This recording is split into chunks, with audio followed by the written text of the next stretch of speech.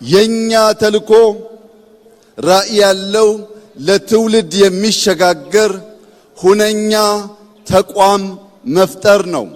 የኛ ተልኮ ውጊያ የሚያስቀር ውጊያ የሚጨርስ ኤሊት ፎርስ መገንባት ነው።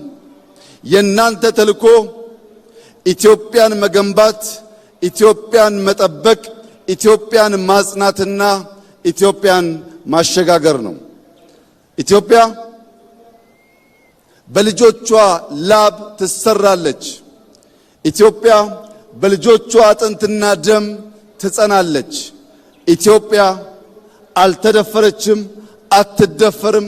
በክብርና በነጻነት ለልጆቻችን የምናሸጋገራት ብቸኛዋ የአፍሪካ ፈርጥ ሆና ትቀጥላለች። የኛ ዝግጅት በድፍን አፍሪካ ሰላም ለማረጋገጥ፣ በድፍን አፍሪካ ብልጽግናን ለማረጋገጥ፣ በቀጠናችን ላሉ ሀገራት አለኝታ መከታ ጋሻ ለመሆን ነው። ለዚህም ሲባል በምድር በተራራ በጅረት የነበረውን ስልጠና ዛሬ ወደ ባህር ያሸጋገር ነው። ከውሃ የመራቅ ከውሃ የመሸሽ ውሃን እንደ ባዕድ አምልኮ የማየት ክፉ ልማዳችን አሁን ባለው የልማት እሳቤ ሪቨርሳይድ አርቲፊሻል ኢንተለጀንስ ግድቦች በመገንባት ውሃ ሕይወት ውሃ ልማት መሆኑን ማረጋገጥ መጀመራችን ይታወቃል።